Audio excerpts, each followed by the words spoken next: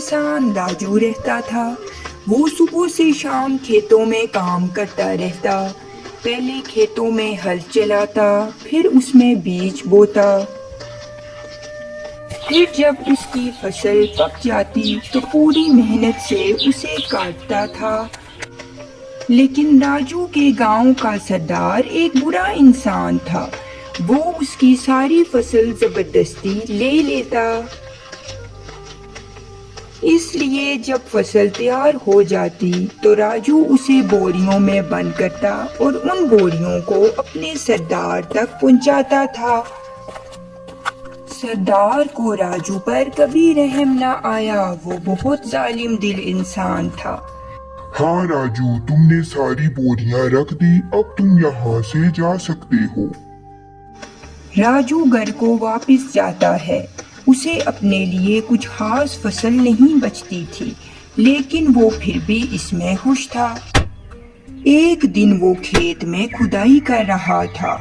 वो अपने ही ख्यालों में गुम था, इसलिए वो ज्यादा खुदाई कर गया और वो देखता क्या है कि जमीन के अंदर एक संदूक छुपा हुआ था।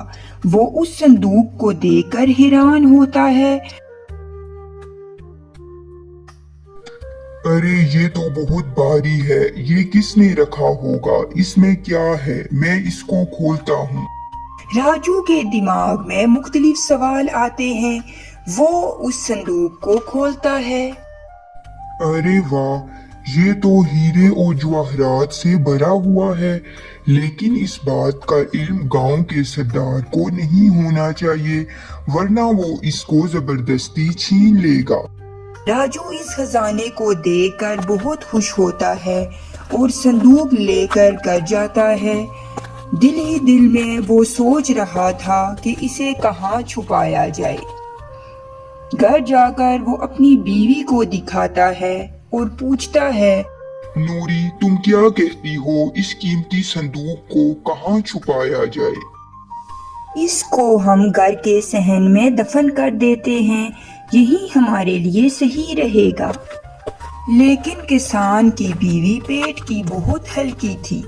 जब वो पानी भरने जाती है तो किसान संदूक को घर से बाहर एक खुफिया जगह में दफन कर देता है, क्योंकि उसे डर था कि उसकी बीवी इस राज को छुपा नहीं सकेगी। उधर किसान की बीवी राज फाश कर चुकी थी। वो सब कुछ गुलाबों को बता देती है। अरे नूरी, वो संदूक कहाँ छुपाया है तुम लोगों ने?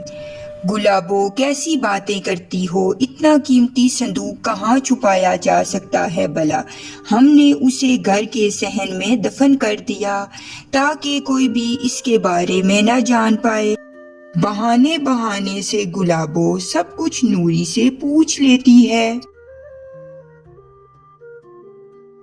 गुलाबो घर जाकर सब कुछ अपने मियाँ पप्पू को बताती है। ओ जी, आपको पता है राजू को खेतों में से बहुत कीमती संदूक मिला है। अब वो लोग बहुत अमीर हो जाएंगे। पप्पू ये सब सुनकर हैरान होता है और उसे ये बात हजम नहीं होती और वो फौरन ये बात बताने के लिए सरदार के पास चला जाता है। हाँ पप्पू, आज तुम मेरे पास क्या खबर लाए हो? सरदार, मैं आपको एक बहुत जरूरी बात बताने आया हूँ। हाँ हाँ बोलो, क्या बात है? अगर मैं आपको ये बात बताऊं तो क्या इनाम देंगे मुझे? क्यों, ऐसी क्या खास बात है जिसका तुम इनाम मांग रहे हो? अब सरदार बात जानने के लिए और भी बेचैन होता है। बहुत खास बात है, आप सुनकर खुश हो जाएंगे। आपके पास बहुत ज्यादा खजाना आने वाला है। खजाने का सुनकर सरदार और भी खुश होता है और वो पप्पू से पूछता है, अगर इतनी बड़ी खुशी की बात लाए हो तो मैं उसमें से कुछ खजाना तुम्हें दे दूंगा। अब जल्दी से बताओ मुझे क्या बात है। पप्पू एक लालची इंसान था। वो ये सब बताने के लिए बहुत बेताब था। وہ اسی خوشی میں سب کچھ سردار کو بتا دیتا ہے کہ شاید اسے بھی کچھ جواہرات مل جائیں۔ ارے واہ پپو، دل خوش کر دیا تم نے۔ فوراً سے راجو کو میرے پاس بلاؤ، میں خود اس سے پوچھتا ہوں۔ سردار کے خادم راجو کو اس کے گھر سے لے آتے ہیں۔ سردار راجو کو اپنے پاس بلواتا ہے۔ راجو بہت ڈرا ہوا تھا۔ سردار اس سے پوچھتا ہے، راجو، میں نے سنا ہے تمہیں کھیتوں سے ہیرے اور جواہرات سے بڑا صندوق ملا ہے اور تم نے اسے گھر کے صحن میں چھپایا ہوا ہے، کیا یہ بات سچ ہے؟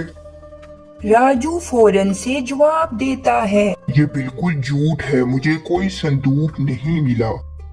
سردار غصے میں آ جاتا ہے اور اپنے خادموں کو حکم دیتا ہے کہ راجو کے گھر جاؤ اور صحن کھود کر خزانے کا پتہ لگاؤ۔ سردار کے خادم راجو کے گھر جا کر صحن کو کھودنے لگتے ہیں تاکہ اس صندوق کا پتہ لگایا جا سکے۔ خادموں نے سارا صحن کھود ڈالا مگر وہاں کوئی خزانہ نظر نہ آیا۔ راجو کی بیوی وہاں کھڑی یہ سب دیکھ رہی تھی۔ وہ خود حیران تھی کہ آخر صندوق کہاں گیا۔